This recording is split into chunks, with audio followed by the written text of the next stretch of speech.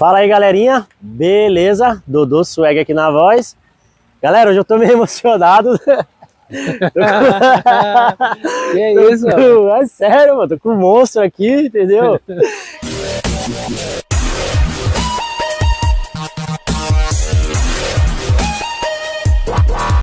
E é uma pessoa muito humilde, a entrevista hoje vai ser com o Evandro Cruz, né, mano? Tamo aí. Falando... Agradecer o Dodô, né, pelo convite. Eu que agradeço, cara, tô quase chorando aqui. Parabenizar pela iniciativa, né, que tá aí divulgando o MTB. Tanto do MTB de Ilhabela, né, que já tem uma tradição longa aí. E a galera que tá vindo agora, né, que tá acompanhando, incentivando, isso é muito bom. Pô.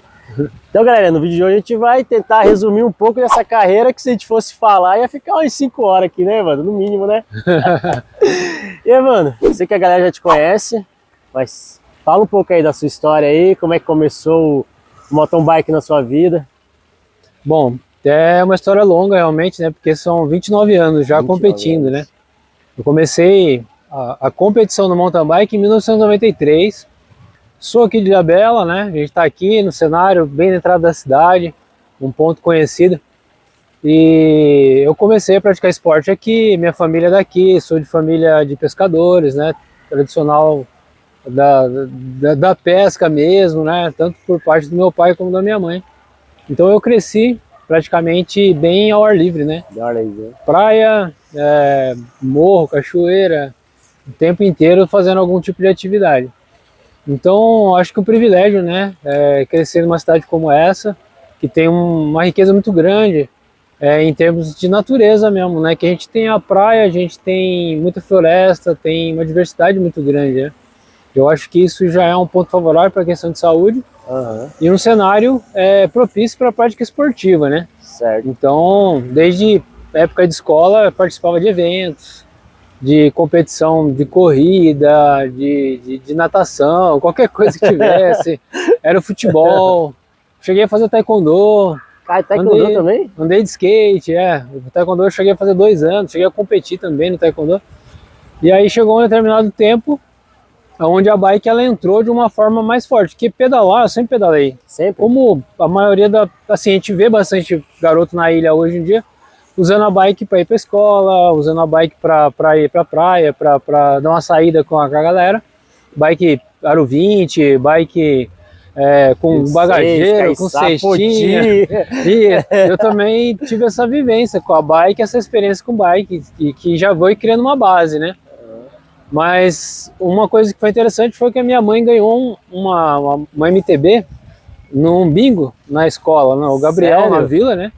E era uma Monarch Ranger, uma bike de 5 marchas, e era novidade, porque entre 92 e 93, né, o mountain bike, considerado um esporte novo, ele tava crescendo, tá caminhando, né? As pessoas praticando esporte, conhecendo, e as marcas começando a investir nesse tipo de bicicleta.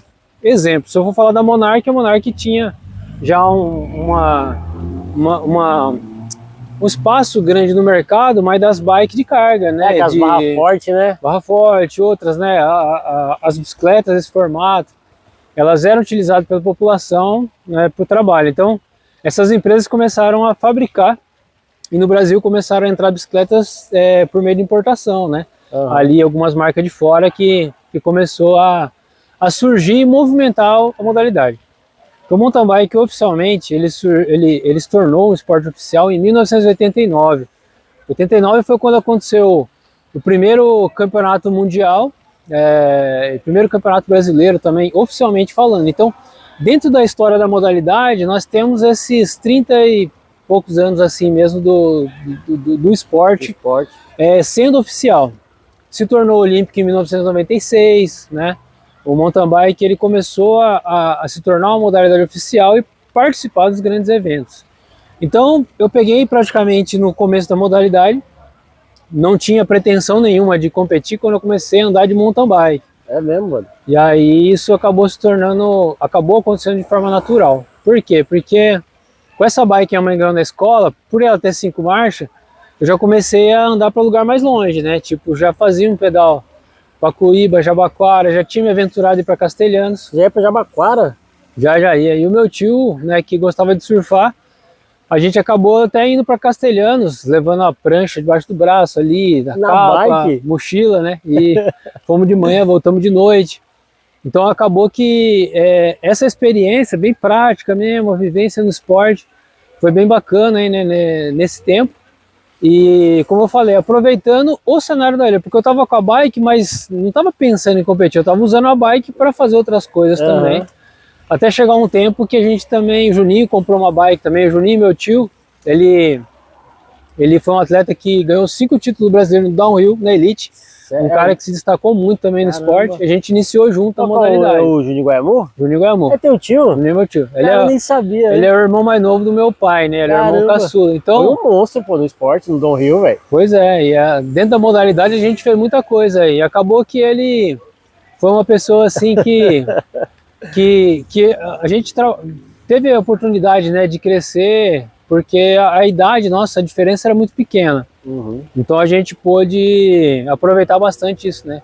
Juninho gostando de praticar esporte, eu também, e acabou que um acabou incentivando e alavancando o outro até na performance. O fato de treinar com alguém, de ter referência, Juninho muito técnico, tanto que se destacou muito no downhill.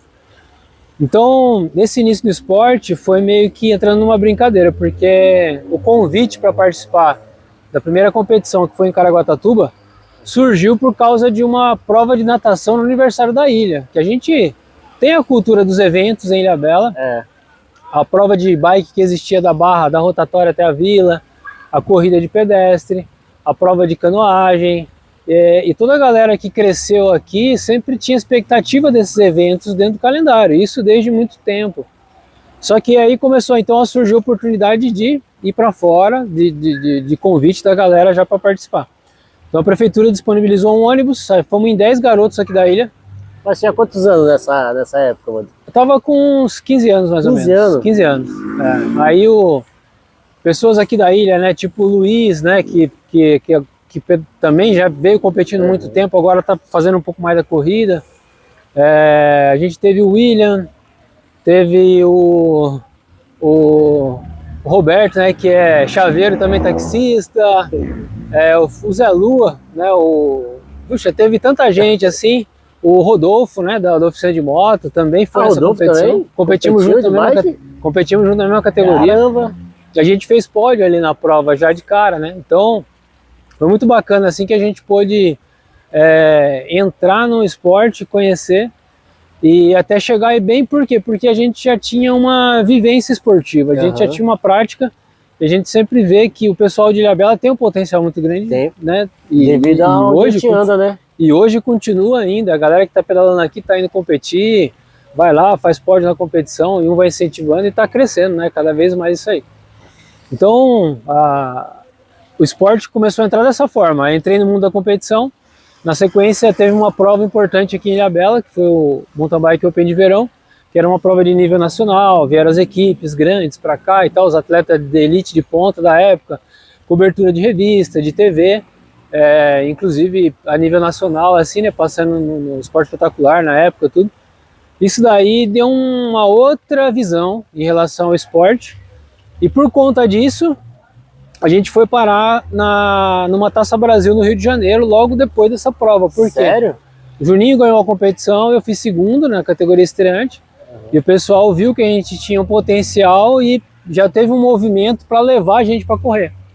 Então, terminando a temporada de 93, já com resultados, já com coisa e tal, 94 a gente se federou e foi o primeiro ano de fazer um calendário de corrida, mas sem condições. Então, o que aconteceu nessa época? Dessa bike que eu tinha na época ali, que minha mãe ganhou no bingo... Essa bike que você competiu? Não foi, porque assim, dessa bike, aconteceu o seguinte, eu ganhei um quadro de um veranista, o Zé Mauro. O Zé Mauro, ele anda pela ilha aqui, quem não sabe, né, ele teve um acidente de moto, então ele geralmente está andando com uma cadeira de roda elétrica por aqui, até hoje ele tá aqui na ilha, mas ele morou um tempo fora. E ele, na verdade, tem casa aqui já desde muito tempo, só que agora efetivamente ele está morando na ilha. Só que o Zé Mauro, na época, ele tinha uma Trek, daquelas top de linha full suspension, na década de 90, que brilhava os olhos. Que na ilha, sempre por conta de a gente ter o público de turista, o pessoal que viajava para fora e tal já trazia essas bike top, então a gente já via a galera da vela, que o pessoal da vela usa muito bike para preparação. O Robert Scheid é um grande exemplo. E os garotos da ilha também, né, da própria vela aí, que foi o Beto de Mazinho, e toda a família ali, quando eles começaram a viajar, eles também começaram a trazer mountain bike de fora. Começaram a trazer as Nishiki, bike lá dos Estados Unidos. Então a gente já tinha um certo contato com o MTB por conta de nós estarmos num lugar onde atraía esse público que já estava experimentando já essa modalidade. Então o Zé Mauro me deu um quadro de Caloi ATN, e aí eu tive um upgrade, porque foi aquela troca de quadro que eu peguei um quadro já com um freio que era o cantilever, né? Já tinha o pino aqui, pino no quadro, e o que eu tinha antes era de ferradura. Ferradura? E o central era de rosca, eu tive que fazer um investimento, melhorar, mas foi a bike que eu competi, em 93. Caramba. E no final do ano, trabalhando junto com meu pai e com a minha mãe, descascando camarão ali, né? Que é uma coisa que até hoje meu pai e minha mãe faz isso ainda, mas que meu pai já tenha vendido o barco, se aposentou, ele continua ainda fazendo esse trabalho junto com a minha mãe ali.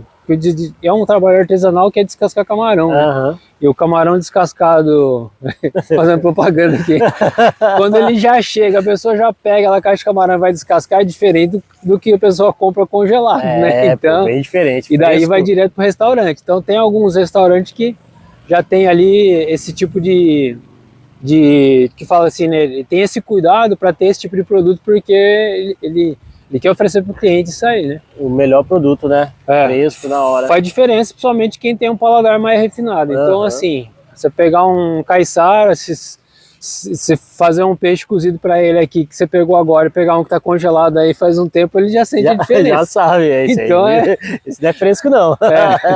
Já sabe, já. Então tem esse daí, a descascando camarão, a gente comprou uma bike que foi uma Alphamec. E sempre seu pai e sua mãe te apoiando, te ajudando? Sim, entraram ali junto, né? Apesar de a gente ser tudo novidade, sem saber onde que ia dar, o que ia fazer, porque não existia uma pretensão a nível de pensar assim, não, eu quero ser um atleta isso aí vai ser minha fonte de renda. Vou me tornar um atleta profissional, porque toda a história da modalidade era muito recente, a gente não tinha muito parâmetro, a gente não tinha muito conhecimento em relação a isso, então foi uma coisa que foi surgindo e acontecendo aos poucos ali, né, de forma natural.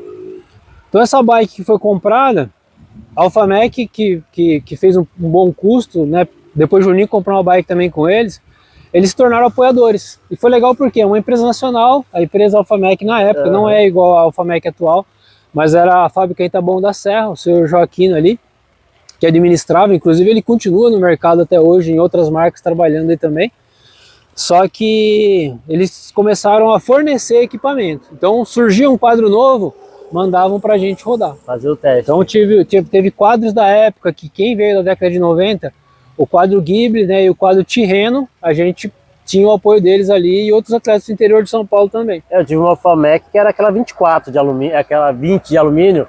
Aquela bike era muito linda, pô. Aquela Alphamec de alumínio era o 20. A Alphamec tem história. Pô. E aí a questão de viajar foi uma aventura, porque a gente não tinha carta, né, era de menor, então dependia das pessoas poder levar.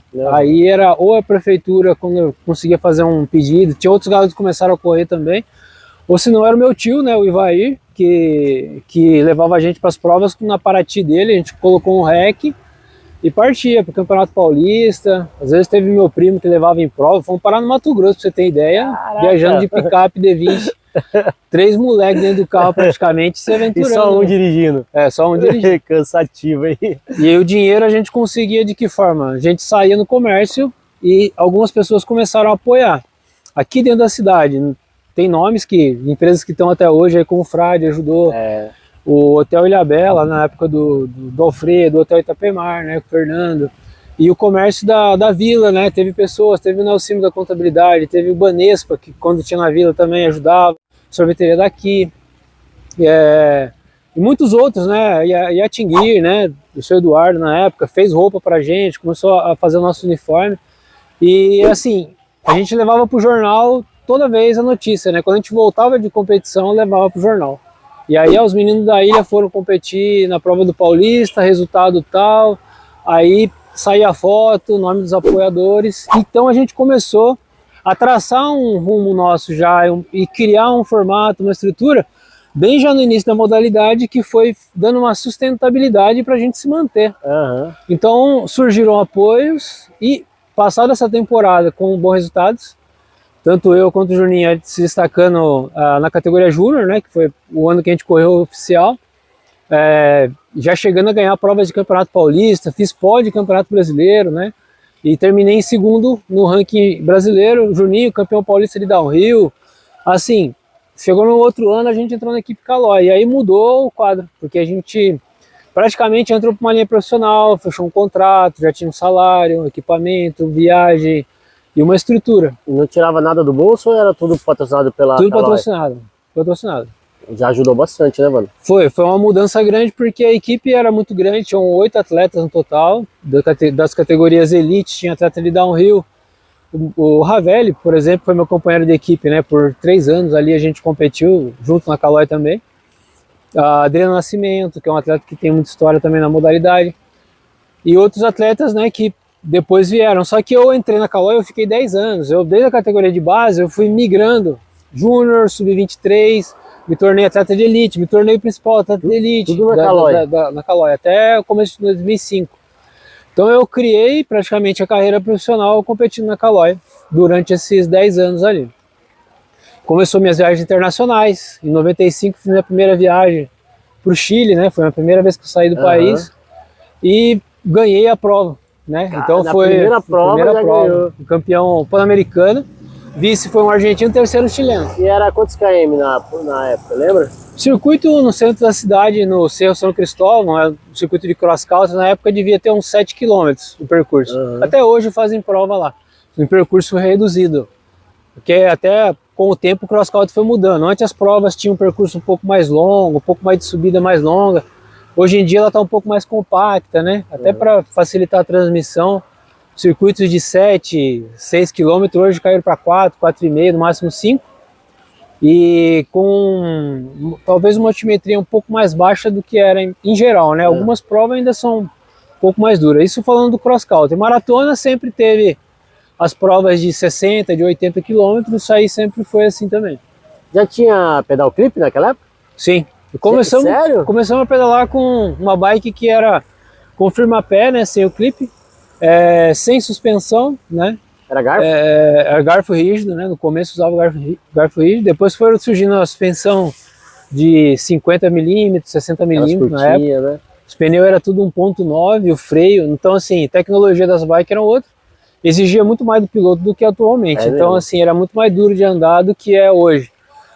Hoje, por exemplo, os atletas procuram trabalhar muito mais a parte física, porque a bike também ela ajuda muito. Se a pista não for tão técnica, o que conta mais acaba sendo físico mesmo. Uma bike aqui a gente já está com pneu 2.3 na frente, 2.25 atrás, às vezes eu ponho 2.35, a suspensão de 100, eu tenho, assim, a projeção é outra, né? Então a bike ela já acaba transpondo obstáculo com maior facilidade.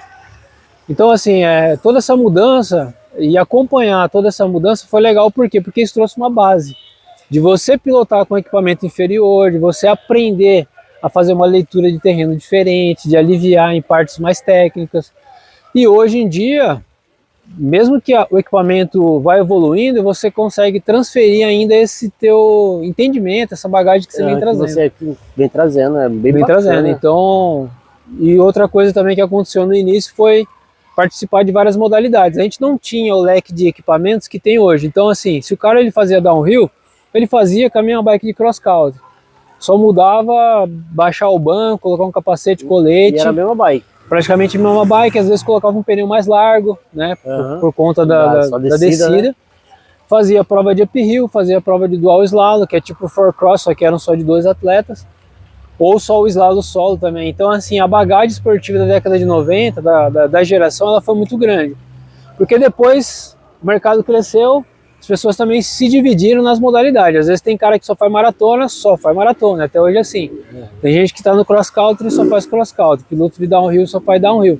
E tem aqueles também que gostam só de fazer aqueles velo terra, né, que faz só o estradão mesmo, né? Estradão é pra maratona mesmo, né? Maratona, né? Aí surgiu hoje, tem a gravel, tem a bike de enduro, tem a bike de downhill e tem pilotos que estão aproveitando, acho que esse leque também, né? Acho não, tem e sempre teve atletas que mesclaram modalidade esportiva do ciclismo. Fazer o mountain bike e fazer ciclismo de estrada. Fazer o downhill e ir de vez em quando no cross country. Por quê? Para o cara complementar aquela qualidade que ele tem, né? De ser técnico, mas ele também ser um atleta físico, né? De poder ter um ganho de performance, de poder alavancar mais. E todos os atletas de alta performance buscam isso. O cara, às vezes, ele treina o cross country, mas por trás dele tem o treino da academia, tem o treino da corrida a pé, tem o treino de speed. Às vezes o cara vai pegar uma bike de enduro para fazer um treino mais técnico. E o legal é que na ilha aqui, por exemplo, a gente tem esse leque legal para trabalhar. Principalmente para a parte técnica, formação de piloto. Eu que há um bom tempo aí já venho às vezes fazendo algumas aulas, né, com as pessoas. Entra em contato comigo, eu tô indo aí para a ilha, tal, vamos agendar um pedal. Faço um pedal com orientação técnica, de ir avaliando e também orientando a pessoa em determinadas coisas. Posicionamento, frenagem, curva, salto. Então já teve várias oportunidades de fazer isso também. Então a gente vê assim, né? O mountain bike é um esporte que ele vem evoluindo e continua evoluindo. Quem entrou recentemente na modalidade já pode ver várias mudanças. Quem entrou antes de 2010 ainda pegou, 2010, 2011, pegou o tempo da bike 26, a transição para a bike 29, né?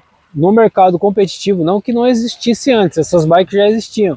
Só que elas não eram vendidas no mercado com esse foco, elas se tornaram mais competitivas à medida que o equipamento evoluiu. Como evoluiu? As bikes mais leves, as tecnologias que vieram sendo introduzidas, viabilizou com que a bike se fortalecesse no mercado. Tanto é que eu já vi falar que o downhill hoje em dia já está usando 29, né? Usa também. Usa 29, o saiu da 26, são poucos que estão na 26, né? Partiu para o 27,5, né? E depois partiu para o 29. Mas justamente por isso, porque toda essa mudança que aconteceu na roda obrigou a ter uma mudança de geometria de quadro, de entrar num outro tipo de conceito assim.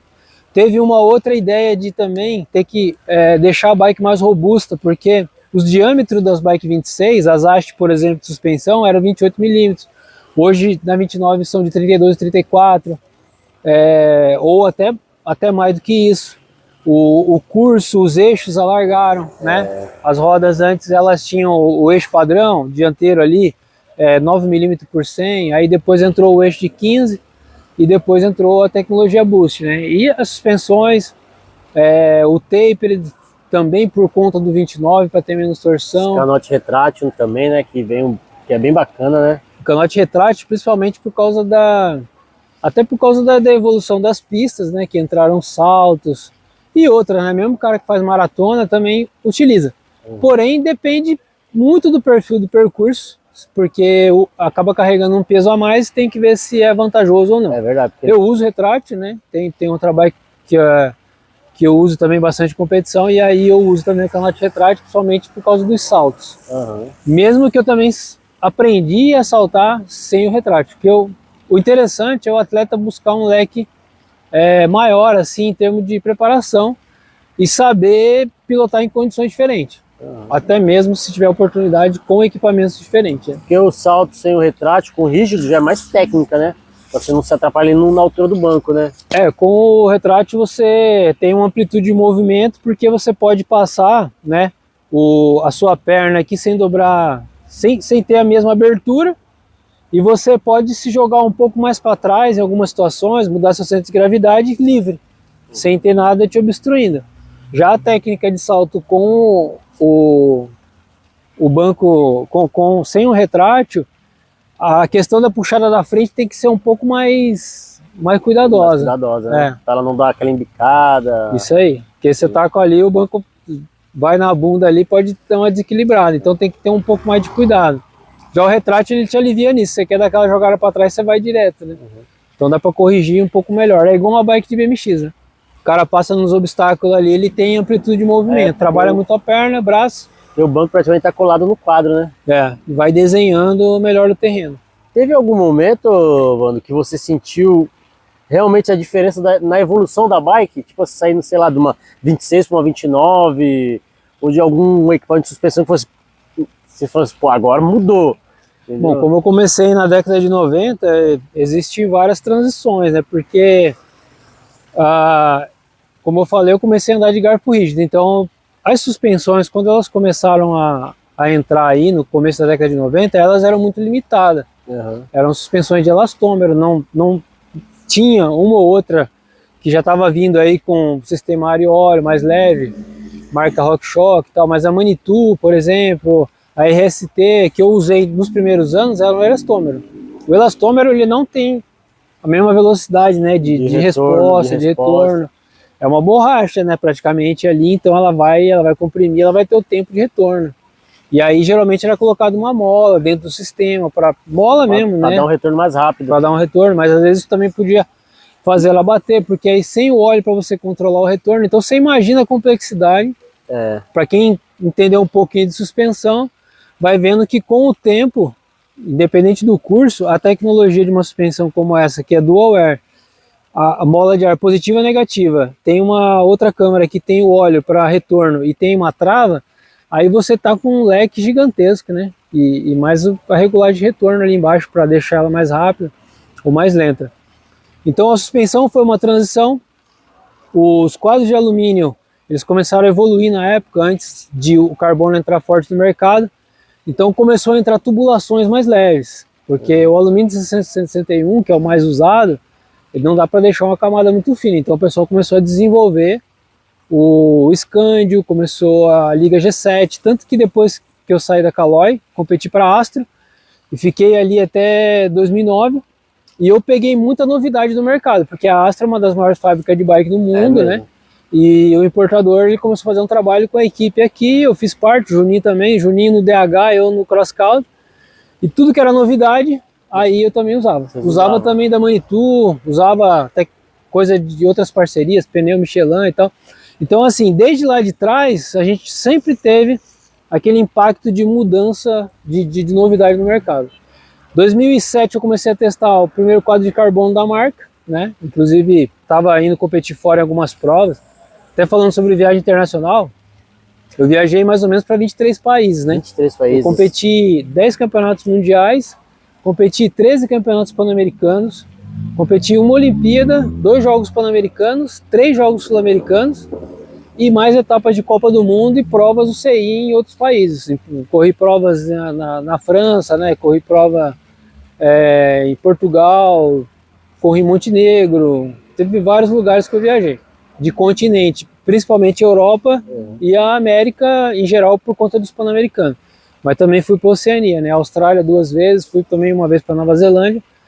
E isso foi legal assim por conta de conhecer a cultura, a geografia, a diferença, a alimentação. O ar muda também ou não?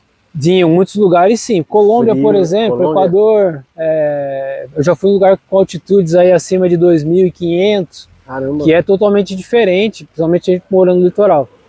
E aí, às vezes eu fazia treinamento de adaptação, eu ficava 10 dias em Campo Jordão, treinando ali para depois pegar uma viagem dessa. Ou já chegava lá um pouquinho antes. Para se adaptar. Para dar uma adaptada. 100% é difícil. Falta mar? Falta. Aquela puxada. Bem diferente, né? Então, falando da transição da bike, teve a transição do carbono. O carbono ele entrou efetivamente no mercado, nas marcas também foi com o tempo. E aí depois, poxa, eu competi para Scott, por exemplo, 2010, 2012. Então eu estava usando as Scott Scale quando foi lançado o quadro 899, que era um quadro de 900 gramas, né? 899 gramas. Leve, então era assim, novidade, né? Bike mais leve, o quadro mais leve. E aí, puxa, eu tava com uma bike já usando roda de carbono, já era os primeiros protótipos da Vezana, muito tempo trabalhando com eles também. A ProShock lançando as suspensões Onyx, né, que foi em 2010, e a Onyx continua no mercado até hoje, só que ela veio evoluindo. Então, e o grande chave foi a entrada da 29, né, em 2012. Em 2013 eu comecei a competir de 27,5 e 29. E vim ao longo dos anos, assim, vamos, querido, fazendo Beleza? Bom, E fazendo essa transição, né? Andei de bike full suspension também, tanto em 2005 quanto em 2009, em tecnologias diferentes, né? Na bike 26, mas conhecendo também novas tecnologias, sabendo, né, como que é andar com uma bike assim. E sempre isso, acompanhando essa adaptação, competindo. Na vida esportiva, além desses eventos grandes, no Brasil competi de tudo quanto é prova que pode imaginar, de campeonato. E graças a Deus, assim, né, títulos em vários eventos, né, 2 títulos brasileiros de cross country na elite, 2 títulos brasileiros na maratona. Tenho medalha de prata nos Jogos Pan-Americanos, que foi uma medalha inédita para o Brasil, a primeira medalha. Fui o primeiro campeão pan-americano júnior da história do mountain bike. Ainda a prova não era, nem o CI não era, porque a prova, quando ela aconteceu em 95, mountain bike também não era esporte olímpico. Ele foi feito pela COPASE, né, que é a Confederação Pan-Americana. Então você vê que ainda era a fase que a modalidade estava se formando, né? E aí eu tenho a camisa de campeão pan-americano com o símbolo da COPASE, que é o mesmo símbolo que segue até hoje, porque a Confederação Pan-Americana é que é o órgão responsável abaixo da UCI para supervisionar, né, e dar a chancela para a prova, né, como pan-americano. Iron Bike foram 3 títulos na elite também, né, que é uma prova tradicional, que já vai fazer 30 anos aí agora no ano que vem. Copa Internacional, né, tive 2 títulos na elite e agora 2 títulos na categoria Master, que em 2020 eu me federei na Master, né. Então, oficialmente hoje eu corro na categoria 40 e 44 anos. O ano que vem eu tô indo para Master B2, que é 45 e 49. Mas ao longo do tempo, assim, categoria Júnior, categoria Sub-23, eu já corria provas na Elite e vim me adaptando, modelando, e a maior parte na Elite competi provas do Cross Country, que é a modalidade olímpica, mas também competi muita prova de maratona. E hoje, né, tô aí competindo, treinando, procurando também desenvolver o esporte na cidade, porque hoje eu me sinto um pouco mais aqui dentro do que eu estava em outras épocas. é mesmo. Porque eu já viajei muito, passei muito mais tempo fora. A questão até mesmo das equipes, as cidades que eu já representei, né? Eu mesmo sendo da ilha, eu já representei cidades como Guarulhos, já representei São Caetano, já representei a cidade de Brusque, lá no sul, Itajaí. E tudo assim, para competir jogos, né? Jogos abertos, jogos regionais. Formação com as equipes, já competi por Santos, né? Dois anos também por Santos, ali com o apoio da Memorial. Mas nesses últimos anos, eu estou também com a parceria aqui em Ilhabela, né? Com o programa Bolsa Atleta, né? O Bolsa Atleta tem eu e mais 4 pilotos, inclusive meu filho que também compete agora, né? Tá aí, também é um atleta bolsista, estou apoiando ele bastante aí na modalidade, que ele tá vindo, né? Tem 18 anos ainda, mas já está com uma bagagem muito grande no esporte, né? E nesse último ano, fico muito feliz assim de ver o desempenho dele a nível nacional, de estar numa Sub-23, que é uma das categorias, o pré-elite, mas é uma das categorias mais fortes que tem aí, já fazendo pódio em provas como a CMTB, como o Campeonato Sul-Mineiro, né? E figurando em top 10 aí a nível nacional numa categoria como essa, né? Mas ele tá já na elite? Ele é na Sub-23. Sub-23, né? Elite, oficialmente, o cara só vai entrar quando ele fizer 23 anos, né? Você pode correr na Elite em provas que sejam abertas e provas que sejam UCI só quando é unificado as 2 pontuações. Agora, no Campeonato Nacional, você é obrigado a correr na sua categoria por idade, né? Entendi. A Elite, ela não te limita. Por exemplo, se você tem mais dos 23 anos, eu competi na Elite até os 41, 42 anos, né? Federado. Se eu quisesse estar correndo na Elite hoje, eu poderia estar competindo sem problema nenhum. Não tem limite. Porque ela não tem um limite, ela vai mais por índice técnico. Se o atleta ele quiser competir. E o mountain bike, ele não tem uma coisa assim, o cara é novo ou o cara é velho para a modalidade. Porque, então, outras questões, por ser uma modalidade muito complexa, resistente, o atleta tem que ser resistente, tem que ser técnico, ele tem que ter tática e às vezes nem sempre a idade significa ele ser o melhor nisso ou naquilo. Não. Às vezes você pode pegar um atleta mais velho que tenha mais pilotagem do que um mais novo, às vezes você pode pegar um mais novo que seja mais rápido ou explosivo, mas às vezes não tem a mesma resistência. Isso. E você vai vendo que a estratégia ganha a idade, entendeu? E essa questão é fisiológica também, porque assim, a formação do ser humano, ela vai se dando com o tempo, vai atingir a maturidade lá para os seus 26, 27 anos. Então você vai ver que a maior parte dos atletas de alta performance eles estão na casa dos 30. Mesmo que tenham atletas mais novos que se despontam, mas a maior porcentagem vai estar na casa dos 30, 30 e poucos anos. 30, o que eu te falei, daquele dia lá no CTzinho lá, você vê muitas pessoas acima dos 30 competindo muito bem, entendeu? Uhum. E poucas pessoas tipo de 20 a 25 anos competindo no mesmo nível. E essa fase próximo aí, que fica um leque ali, uma janela na verdade, né, da pessoa entrar na fase adulta até ela ter uma estabilidade, nem muitos conseguem entrar nessa fase com uma estrutura para se manter. Então assim, o atleta ele vem muito forte na categoria juvenil, júnior e tal. Quando ele vira a fase adulta, ele enfrenta outras situações que outros atletas que estão lá dos 30 para frente já passaram. Já passaram, O cara, talvez ele esteja trabalhando e já está fazendo um esporte ali mais livre do que às vezes aquele que está lá começando a vida, tendo que estudar, tendo que trabalhar e tendo outras decisões importantes, namoro, sei lá, filhos, a vida, jovens, o cotidiano, que ainda ele não conseguiu entrar ainda naquele ritmo, estabilizar, né? Uhum. Então, a gente vê que o público do mountain bike, até mesmo em provas amadoras, tal, você vai ver que dos 30 aos 45 anos é quase que 60% das pessoas, do público aí. Público. E aí bacana. O resto divide um pouco mais ali. E a Frush, Vando, como chegou a Frush para você? Bom, passada essa fase, né, eu vindo sem nenhuma marca, Alphamec, Caloi, fui para Astro, fui para Scott, competi 3 anos, depois eu voltei para Astro de novo, competi mais 3 anos pela Astro, numa outra fase, e nesse tempo eu fui fazendo essas parcerias que eu tinha com bike, mas eu tinha parcerias com outras marcas, porque assim, a minha atividade não é só montar na bike e pedalar, eu tô testando equipamento, Isso. eu tô aqui, eu tô dando feedback de repente a pessoa tem um protótipo lá de roda, tem um protótipo, uma mudança na suspensão, Wanda, eu vou te mandar aí para você testar, você me fala como é que tá o comportamento. Por quê? Porque com o tempo eu ganhei uma bagagem em relação a fazer esse tipo de leitura. Uhum. Porque o fato de estar fazendo isso no cotidiano me dá também passa também uma confiança, tanto para a marca como para o público. Muitas pessoas que me acompanham, eles falam assim, Wanda, eu confio porque você põe equipamento para moer.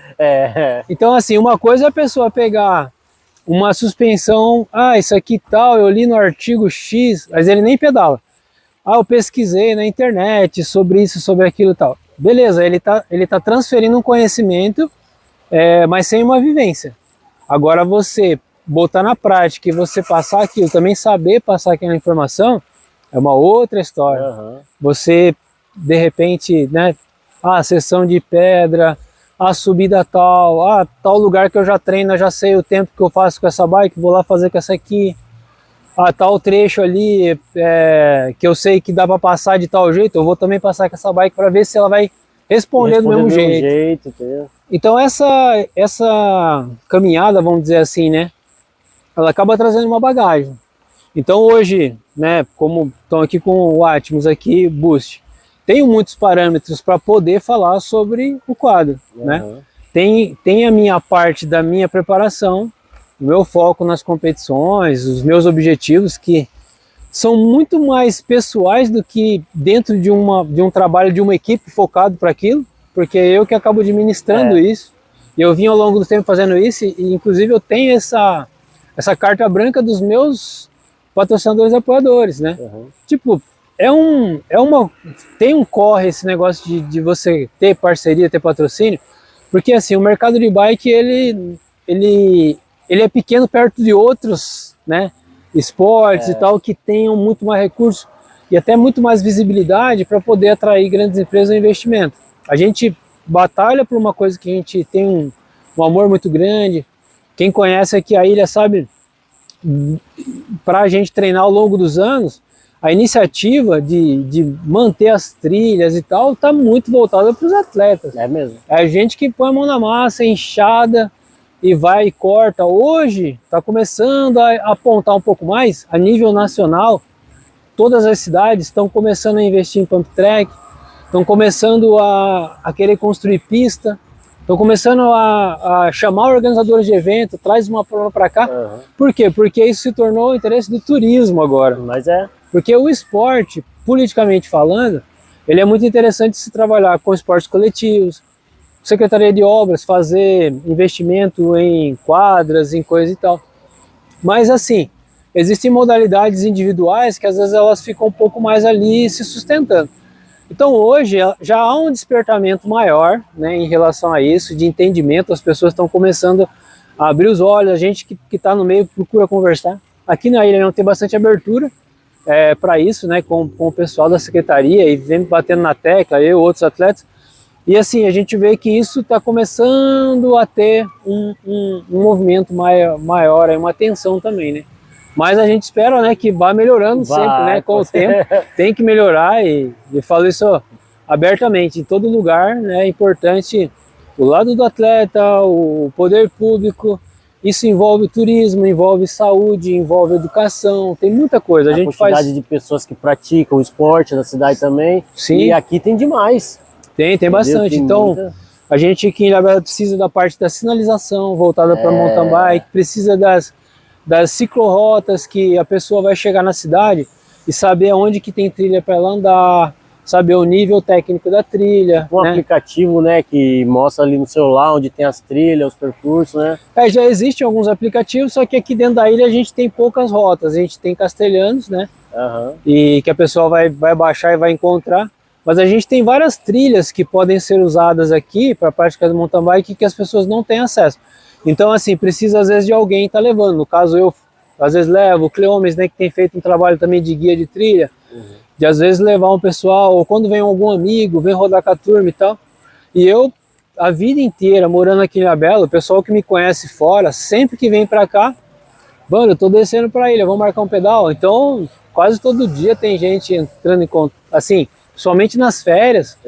É difícil pegar um dia que vai andar sozinho, porque a gente marca justamente aqui no mapa aqui, de manhã cedo, e junta a galera. E a galera local também tem aqui como ponto de referência, né, que já é próximo da entrada da cidade, aqui da Serra da Balsa, e aí acaba que dá pra juntar todo mundo aí, né. E o legal é que você sempre registra no Instagram, né, que eu sempre acompanho lá, todo pedal, entendeu, todo treino que você faz. E a gente fica sempre ali de olho, entendeu? Querendo pegar um pouquinho de técnica ali que você mostra pra Vinícius, pra galera, entendeu? É legal ver a galera evoluindo bastante aí também, treinando junto. E essa questão da rede social, isso se tornou meio que parte do perfil, né? Então, eu já faço esse tipo de coisa realmente para mostrar o esporte, para incentivar as pessoas. Então, tem esse feedback do pessoal que acompanha, que é, poxa, legal as trilhas que você posta, os lugares que você treina, né? Então isso é bem bacana. Aí falando na linha do tempo, né, chega na First, 2016 foi o ano que eu tive o início de parceria com a First, né? E a First já tinha o quadro Atmos, o Lunix. Inclusive meu primeiro quadro ali foi um quadro Lunix, né, de alumínio, né, que eu montei na época para começar a treinar. E peguei um quadro Onix, que era um Onix de carbono da First, né? Um quadro que eles tinham trazido para trabalhar. Ficaram um tempo com aquele quadro. E depois o foco no alumínio sempre foi a parte principal, né? Então eu usei muito o quadro Atmos e usava o Onix. E depois, em 2020, foi um ano que a gente deu uma desconectada em relação a essa parceria. Eu cheguei a usar a GTS M1 para começar um trabalho que também acabou sendo prejudicado por conta da pandemia, veio em 2020. 2021, retomei o trabalho com a First, o pessoal entrou em contato comigo para voltar a fazer o trabalho. Como eu falei, não é a questão de competir o resultado em provas, a gente está praticamente sendo um embaixador, representante da marca, e ao mesmo tempo trabalhando nessa parte do desenvolvimento e divulgação dos equipamentos. Então, as pessoas às vezes não buscam só um atleta que esteja lá no pódio, mas que esteja usando equipamento no dia a dia, seja um youtuber, né, por exemplo, você está aí fazendo esse trabalho, vai acompanhar que tem muitas pessoas que entraram na rede social e estão fazendo testes de equipamento para passar informação para o público, porque precisa, tem muita gente nova buscando informação aí em relação ao esporte, às competições, equipamento, como montar uma bike. Então eu retomei esse trabalho com a First, estou aí com eles, né? Graças a Deus, e junto com outras parcerias, e seguindo em frente, né? Desenvolvendo trabalho. Hoje eu estudo, né? Já me formei em Educação Física, licenciatura, também já tive muito na escola, muita palestra para o pessoal aqui na ilha, continuo, né, fazendo esse tipo de coisa, sempre tenho oportunidade. Agora estou estudando bacharel com a intenção de trabalhar na área de treinamento também. Então eu quero unir duas coisas, a parte técnica, a orientação técnica, e também a orientação nessa parte de cronograma, de periodização de treinamento, de uma pessoa querer, poxa, eu quero participar de tal competição, mas além de você ter o conhecimento teórico, você tem a vivência. Isso é muito bom. E tem aquela clínica lá também, né, que você está começando a fazer, né, agora, clínica de mountain bike, é um projeto bem bacana, né? É isso aí, nós sabadão nós estamos lá de novo. Você já esteve acompanhando já, né? Já tem no canal aí, quem quiser acessar, procura aí a clínica, porque nós bolsistas aqui, a gente tem algumas atividades, e nesse ano surgiu a ideia de fazer a clínica, ao invés de fazer uma palestra, a gente resolveu fazer uma atividade prática, e foi legal. E a gente já vai partir para a próxima agora, e no ano que vem dá continuidade fazendo outras, e de repente sempre melhorando mais, né? Isso, negócio falou, uma vez por mês ou a cada 15 dias, fazer um trabalho provavelmente legal, vai né? ser mais espaçado assim, mas assim, a intenção é que de tempo em tempo, por conta a gente viajar, competir, vai ter o calendário, se um pode, outro não pode, mas a gente vai pegar alguns períodos ali que a gente tiver uma janela, a gente vai lá e marca uma atividade dessa. E o legal é que é aberto para todo o público, né, mano? Isso. Quem tem uma bike quer ir lá. É uma clínica, como hoje surgiram muitas clínicas e aulas de pilotagem, geralmente são particulares, geralmente são pagas. Essa clínica do nós bolsistas aqui, com o apoio da Secretaria de Esporte, é uma clínica gratuita. Então quem quiser chegar, vai estar ali junto, ali compartilhando, trocando ideia, informação, experiência, né? Pô, bacana, cara, bacana. Isso aí. E, mano, eu te falar, cara, é uma honra pra mim, entendeu? Tô aqui com os olhinhos brilhando. Você tá igual da vez que o Zé falou assim, ó, Dodô, troca a suspensão, fala com o Vando da Prochoque. Eu disse, como assim eu vou falar com o Vando, cara? Pode falar, pô, ele é gente boa. Que é isso, tamo aí. Ele é gente boa, assim, rapaz. Mas, mano, legal, mano, sua história no esporte é incrível, entendeu? Começou lá na superação, com aquela biquinha de bingo, né? Pois é, bike de bingo, bike tá aí. De bingo. Depois entrou a bike com descascando camarão, descascando camarão, entendeu? E bater de porta em porta pra pegar dinheiro também não era fácil, não. Pô. Então, isso aí. Esse tipo de batalha a gente vai fazer a vida inteira, não tem jeito. Toda. Quando a gente quer alguma coisa, você tem que correr atrás, né? Então, vai ter que conversar, vai ter que treinar, vai ter que viajar, vai ter que abrir mão de algumas coisas. Só que, lógico, tudo você tem que buscar um equilíbrio. Eu, por exemplo, zelo muito pela questão família, né? Uma base muito forte, né? Então, eu sou casado, tenho 2 filhos, então, assim, eu tenho a vida esportiva e tudo tem que estar meio que alinhado, né? Minha vida espiritual, sou cristão, lidero o trabalho também de igreja, então, assim, tudo isso já faz parte da minha vida desde a década de 90 também. E o importante é todo o contexto que a gente vive, as amizades, e um vai ajudando o outro, né? Tem coisa ali, tem hora que você tem uma dificuldade, você pode recorrer a um, ao outro, vai buscando caminho, né? Então é isso aí. E é o que falou, né, mano? Só igual você comentou agora, igual eu tenho, a minha vida também é muito corrida, trabalho, família, gravação, edição, e eu amo isso, né? E a sua acho que é mais corrida ainda, porque você tem seus treinos, você tem seus patrocinadores, entendeu? Você tem que estudar sobre o equipamento, né, que você tá utilizando, igual você falou, tecnicamente tudo que vai no equipamento que você usa, entendeu? E é o que você falou, não é só pegar e andar, você tem que saber a liga do alumínio, entendeu? O material que é feito, entendeu? Já tem o seu trabalho na igreja, tem um trabalho de família. Você é um cara que, se você parar pra pensar, a sua vida também 24 horas é bem corrida, né? A gente tem que estar se organizando, né, ao máximo possível, né, pra tentar fazer tudo da melhor forma. Tem hora que a gente vai ter que apertar mais de um lado do que do outro. Eu que vivi, né, nessa vida no esporte de alto rendimento, eu passava mais de um mês fora de casa, porque eu ia para a Europa, competia 3, 4 finais de semana seguido na seleção. Então, assim, atrás de pontos para classificar o Brasil para a Olimpíada. Isso não foi só um ciclo, foram vários anos competindo dessa forma. E aí me deu uma bagagem muito grande também, acho que para absorver muita coisa assim para a vida, em relação a como funciona também fora, qual que é a cultura que as pessoas têm, a formação, como é que eles tratam isso ou aquilo.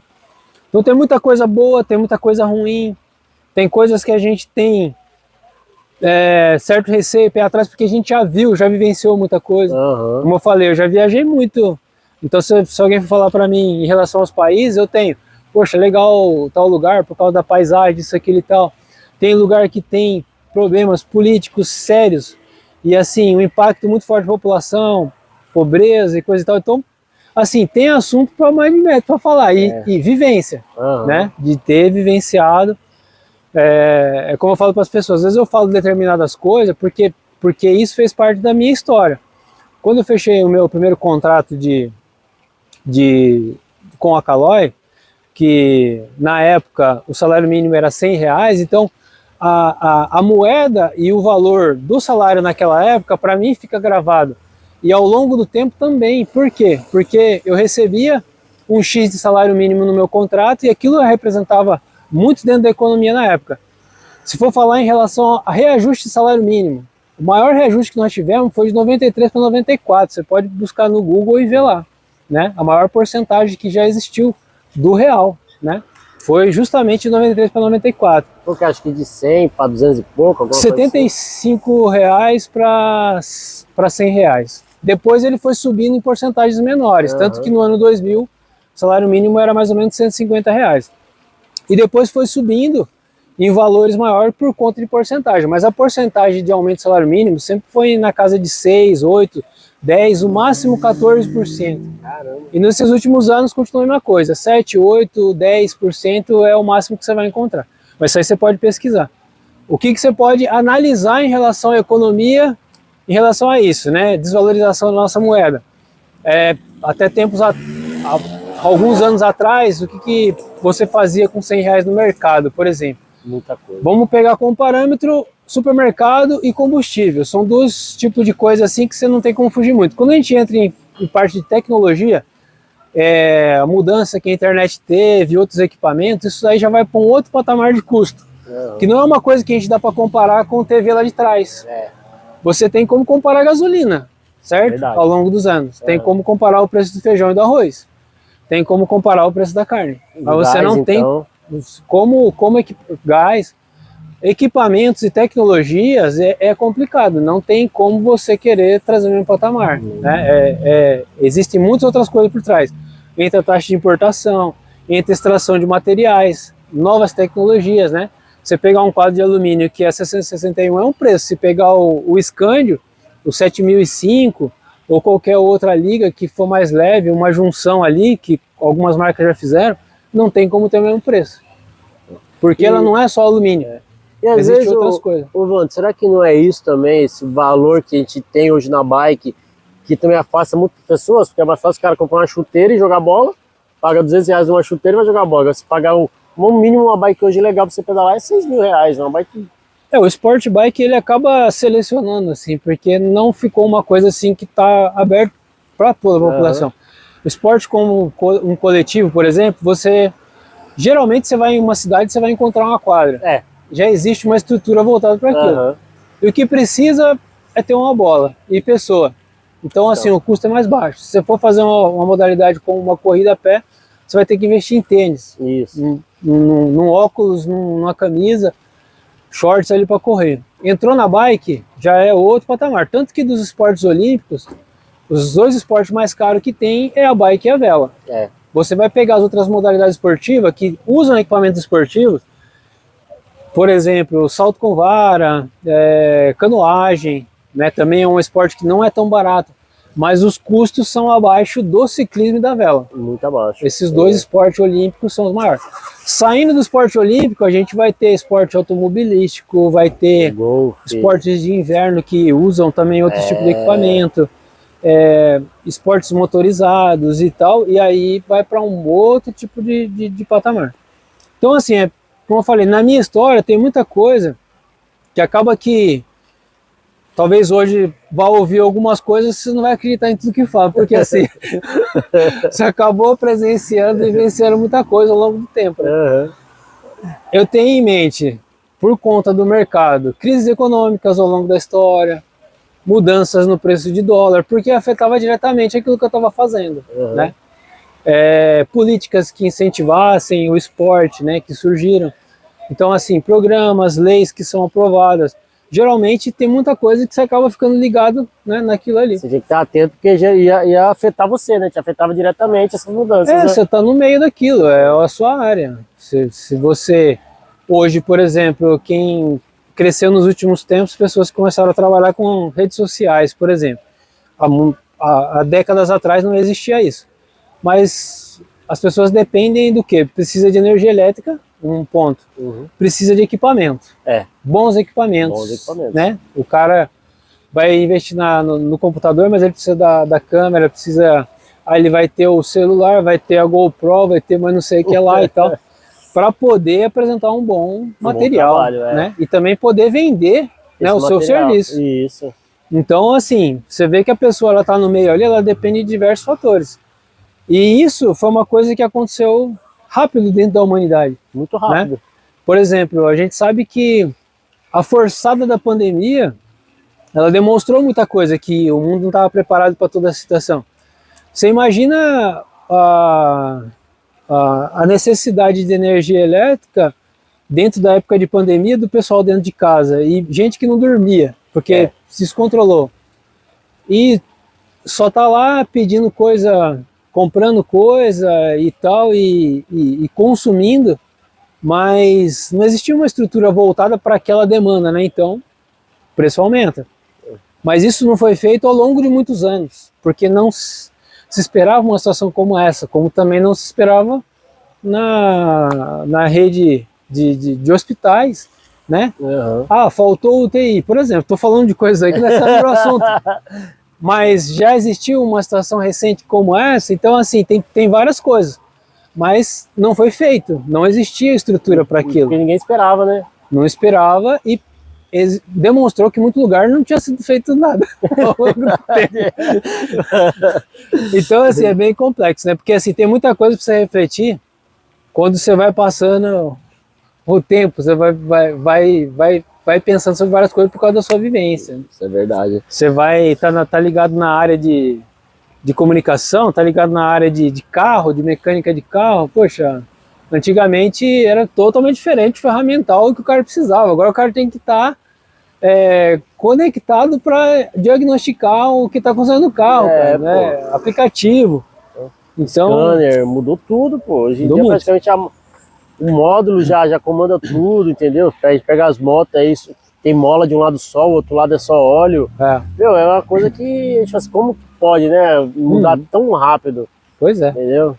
Na bike tem as tecnologias a favor, né? O GPS, medidor de potência eu já usei também, legal. Poxa, são coisas que você joga no aplicativo, você vai estudar ali sobre o seu parâmetro, sobre a sua média de potência e batimento cardíaco, você vai acompanhar a sua evolução, você tem um banco de dados, assim, muita coisa mudou ao longo do tempo.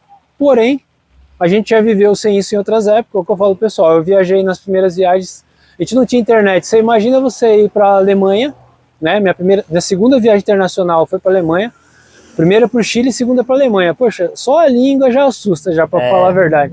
E um caiçara saindo daqui, já estava indo para a Alemanha lá, assim, entrando, puxa, num país de primeiro mundo, mas só que não tinha internet, então a gente fazia o quê? Poxa, olhar mapa, não tinha esse negócio, eu vou ver qual que é a temperatura para ver que roupa que eu vou levar para lá, quantos graus que vai estar, vou olhar no clima-tempo se vai estar chovendo no final de semana, esquece, filho, a gente não tinha esse tipo de coisa. E é mesmo que o que acontecia. É verdade. Então é isso aí, galerinha, essa foi a história aí do Vando aí, do Edvando. Entendeu? Que esse dia ele até ficou bravo comigo que eu coloquei Evandro, ele falou... Evandro. Evandro. Mas já tá acostumado já, tanto que já erraram meu nome. Não, é Edvando. Edvando. Ou Vando, né? O Vando, a gente é Edvando. E, cara, se tivesse mais umas 2 horas no celular, a gente gravava, porque a gente vai gravar mais, né, Vando? Não, se tiver oportunidade, a gente vai gravar, né? Porque... Tem outras coisas aí que pode ser mais vasculhado, né? Isso. Hoje... É um resumo aí de 30 anos, não é fácil. Legal que vocês gostaram, galera, que foi um papo bem bacana, entendeu? Segue o Vando também, Edvando Cruz, que ele tem um canal no YouTube, entendeu? Tá aí na descrição do vídeo também, o Instagram dele. E vamos que vamos, mano? Bora, é isso aí. Agradecer a você e todos aí que estão acompanhando o canal aí. Vamos que vamos e acompanhando o MTB da Ilha, acompanhando o Dodô aí com as suas dicas aí, que tá bom demais. E eu que tenho que agradecer, cara, a oportunidade de... É bom você entrevistar um ídolo, né, cara? É isso. É gratificante, entendeu? Uma pessoa que tá sempre ajudando a gente. E é isso aí, galerinha. Nos próximos vídeos aí vai ter o Vando falando aí sobre a Frust, entendeu? Esse quadro novo aí, né? O Atmos, né? Booster, né? Isso. Entendeu? Bem Lançamento bacana. aí, né? Lançamento. E o Carbono, né? Que você falou aí, tipo, Carbono né? Tá aí no forno ainda. Tá no forno, né? Então é isso aí, galerinha. O vídeo de hoje foi esse, entendeu? Quero agradecer a presença aqui do meu amigo Vando. E tamo junto. Até o próximo vídeo e tchau. Show.